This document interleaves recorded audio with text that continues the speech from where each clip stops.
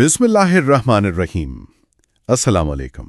Business hub में खुश आमदीद। वालेकुम अस्सलाम। तो इस प्लेटफॉर्म पर हमारी कोशिश यही होती है कि पाकिस्तान स्टॉक एक्सचेंज की जो ये पेचीदा दुनिया है ना, जी, यहाँ की कंपनियां, मार्केट के उतार चढ़ाव, इन सबको एक आसान जुबान में समझा जाए। बिल्कुल। और आज तो मार्केट एक ऐसे मोड़ पर है जहां एक तरफ जबरदस्त तेजी है तो दूसरी तरफ थोड़ी घबराहट भी है। जी, तो आज हम इसी पर गहराई से बात करेंगे कि आखिर हो क्या रहा है और सरमायाकारों को क्या करना चाहिए। जरूर। लेकिन इससे पहले कि हम इसमें गोता लगाएं, एक बहुत जरूरी ऐलान। जी, ये वाजे करना बहुत जरूरी है कि ये सारी मालूमात सिर्फ तालीमी और मालूमाती मकासद के लिए हैं। सही। यहाँ जो भी तज्जिया पेश किया जाएगा वो फाइनेंशियल रिपोर्ट्स, ब्रोकरेज हाउसेस की रिसर्च और मार्केट की खबरों पर मबनी होगा। Business hub securities and exchange commission of Pakistan यानी SECP से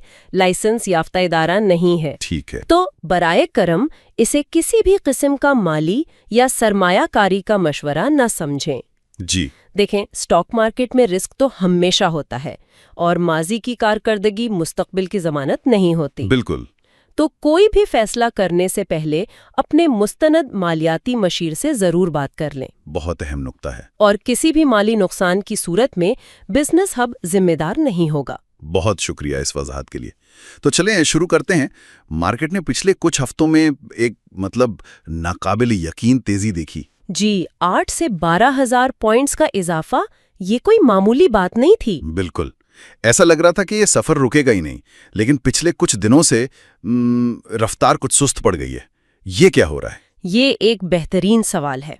देखिए, आजकल मार्केट में जो हो रहा है उसे तकनीकी जबान में प्रॉफिट टेकिंग कहते हैं। Profit taking? जी, या कुछ लोग इसे करेक्शन भी कहते हैं। आसान लफ्जों में, जिन लोगों ने कम कीमत पर खरीदा था वो अब अपना मुनाफा जेब में डाल रहे हैं। अच्छा, तो ये एक फितरी अमल है? बिल्कुल फितरी, और एक तरह से सेहतमंद भी। सेहतमंद कैसे? जब मार्केट गिरती है तो अक्सर नए लोग तो घबरा जाते हैं। आपकी बात दुरुस्त है, लेकिन इसे यूं देखें कि एक मैराथन रनर भी दौड़ते हुए पानी पीने के लिए रुकता है। सही है। इसका मतलब ये तो नहीं कि उसने दौड़ छोड़ दी है। वो तो आगे के सफर के लिए खुद को तैयार कर रहा है। ये करेक्शन भी ऐसी ही है। अच्छा, तो घबराने की जरूरत नहीं है? मेरे ख्याल में तो बिल्कुल नहीं, क्योंकि हमारे जराए दो बड़ी वजूहात बता रहे हैं जो मार्केट को सहारा दे रही हैं। और वो क्या है? पहली और सबसे अहम वजह है मार्केट में लिक्विडिटी। बहुत सा पैसा सिस्टम में मौजूद है जो सही मौके की तलाश में है। और दूसरी वजह? दूसरी बड़ी वजह यह है कि जल्द ही कंपनियों के रिजल्ट्स का सीजन शुरू होने वाला है और अच्छी कंपनियों से बेहतरीन नतायज की उम्मीद है। ये तो हुई अभी की बात, लेकिन अगर हम थोड़ा बड़ा मंजर देखें, पिछले 1-2 साल में स्टॉक मार्केट ने तो रियल एस्टेट और सोने को भी पीछे छोड़ दिया है। जी, इसकी कारकर्दगी गैर मामूली रही है। इसके पीछे क्या अवामिल है? इसके पीछे देखें, एक तो हुकूमती पॉलिसियों में एक तसलसल नजर आया है जिससे एतमाद बढ़ा है। ठीक है। दूसरा, निजकारी का अमल, खास तौर पर PIA जैसे इदारों का, अब सिर्फ बातों तक नहीं रहा, इस पर वाकई काम हो रहा है। और शायद बैरून मुल्क से आने वाला पैसा भी? बिल्कुल, वो सबसे बड़ा मुहर्रिक है। पहले जो पैसा रियल एस्टेट में जाता था उसका एक बड़ा हिस्सा अब स्टॉक मार्केट का रुख कर रहा है, क्योंकि यहाँ मुनाफा ज्यादा वाज़े नजर आ रहा है। ठीक है, तो मार्केट की बुनियादें मजबूत हैं। अब आते हैं सवाल पर कि ऐसे में करना क्या चाहिए? रोज स्क्रीन को तकते रहें? नहीं, बिल्कुल नहीं। ये सबसे बड़ी गलती है। हमारे जराए में भी यही कहा गया है, जो हर वक्त स्क्रीन से चिपका रहता है ना जी, वो जज्बात में आकर महंगा खरीदता है और डर कर सस्ता बेच देता है। इसकी कोई अच्छी मिसाल? बहुत बेहतरीन मिसाल दी गई है। ये बिल्कुल एक किसान की तरह है। किसान बीज बोकर सब्र करता है। सही। अगर वो हर रोज मिट्टी खोद कर देखेगा कि बीज कितना बड़ा हुआ तो वो पौधे को ही मार देगा। सरमायाकारी भी सब्र का खेल है। तो फिर सब्र के साथ साथ मौजूदा सूरत हाल में कौन सी हिकमत अमली अपनानी चाहिए? इस वक्त 2 हिकमत अमलियां सबसे कारआमद हैं। पहली, बर वक्त मुनाफा वसूल करना। यानी सब कुछ बेच दें? नहीं, सब कुछ नहीं। अगर आपका कोई स्टॉक अच्छा खासा मुनाफा दे रहा है तो उसमें से कह ले 25-30% बेचकर मुनाफा महफूज कर लें। इसका फायदा? सबसे बड़ा फायदा ये है कि आपके पास कैश आ जाता है।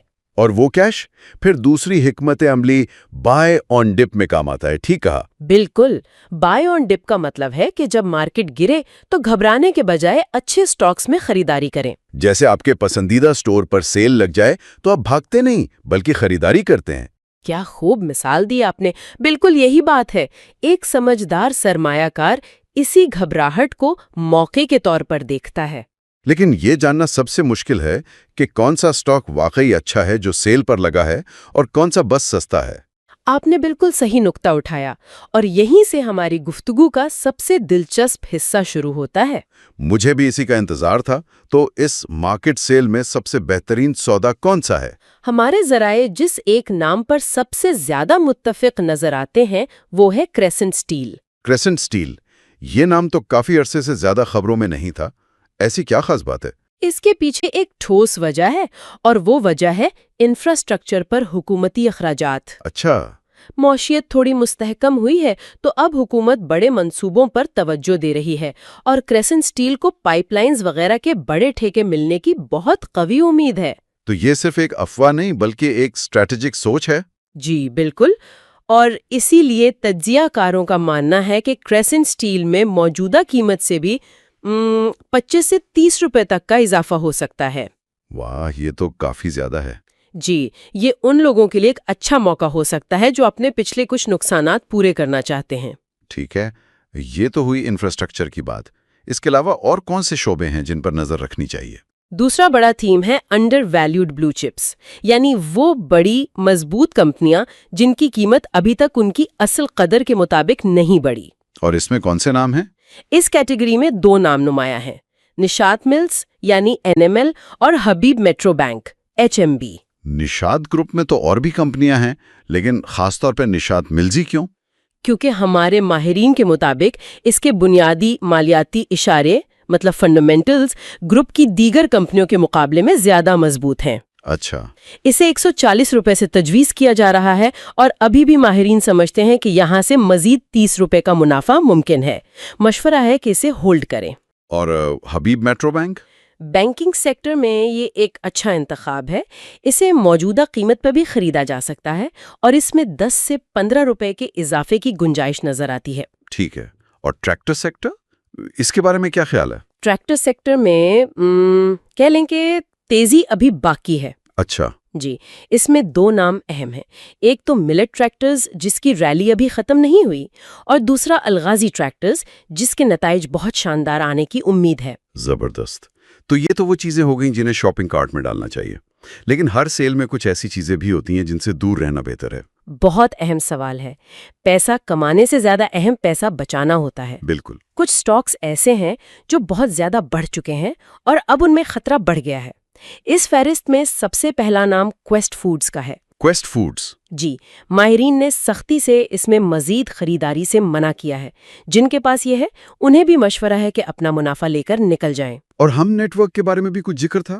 جی، ہم نیٹ ورک کے بارے میں تجزیہ یہ ہے کہ اس میں کسی بڑی تیزی کی امید نہ رکھیں۔ 1 یا 2 روپے اوپر نیچے بس، تو تھوڑا بہت منافع ملے تو لے کر نکل جانا بہتر ہے۔ اور آٹو سیکٹر، اس نے تو کمال ہی کر دیا تھا۔ بالکل، اور یہی وجہ ہے کہ اب اس میں انتہائی احتیاط برتنے کا کہا جا رہا ہے۔ سازگار اور دوسرے آٹو سٹاکس کی قیمتیں پہلے ہی آسمان پر ہیں۔ یعنی وہ راکٹ اب اپنی منزل پر پہنچ چکا ہے؟ کہہ سکتے ہیں۔ اب یہاں سے مزید اوپر جانے کی گنجائش بہت کم اور نیچے آنے کا خطرہ زیادہ ہے، تو اس میں نئی سرمایہ کاری کا مشورہ بالکل نہیں ہے۔ تو اگر کسی کے پاس یہ پہلے سے موجود ہیں تو؟ مشورہ یہی ہے کہ کم از کم اپنا کچھ منافع ضرور محفوظ کر لیں۔ صحیح۔ اس کے علاوہ سروس گلوبل فٹ ویئر یعنی SGF اگر 119.20 کے قریب خریدا ہے تو اسے ہولڈ کریں، اور کوزم KOSM اسے بھی ہولڈ کریں، لیکن 5 سے 15% منافع ملتے ہی فروخت کر دیں۔ زبردست۔ چلیں اس ساری گفتگو کا خلاصہ کرتے ہیں۔ تو مارکیٹ کی مجموعی سمت مثبت ہے، لیکن تھوڑا اتار چڑھاؤ متوقع ہے۔ جی، اور بنیادی حکمت عملی بائی آن ڈپ ہونی چاہیے۔ اور اس حکمت عملی کے تحت کریسنٹ اسٹیل، نشاط ملز، حبیب میٹرو بینک اور ٹریکٹر سیکٹر پر نظر رکھنی چاہیے۔ بالکل، جبکہ کویس فوڈز اور خاص طور پر آٹو سیکٹر میں احتیاط کرنی ہے۔ अगर ये मालूमात आपको फ़ायदेमंद लगी हों तो इस वीडियो को लाइक करें, अपने दोस्तों के साथ शेयर करें और मज़ीद ऐसे तज्ज़ियों के लिए बिजनेस हब चैनल को ज़रूर सब्सक्राइब करें। जाते जाते मैं सामईन के लिए एक सोच छोड़कर जाना चाहूंगी। जी ज़रूर। आज हम उन शोबों की बात कर रहे हैं जो सबकी नज़रों में हैं, लेकिन क्या कल के बड़े मौके उन शोबों में पोशीदा नहीं है जिन्हें आज कोई नहीं देख रहा? बहुत गहरी बात है। एक कामयाब सरमायाकार हमेशा भीड़ के पीछे नहीं भागता, बल्कि वो कारोबार की हकीकी कदर यानी वैल्यू की तलाश में रहता है। इसी बेहतरीन सोच के साथ हमें इजाज़त दीजिए। अल्लाह हाफिज़। अल्लाह हाफिज।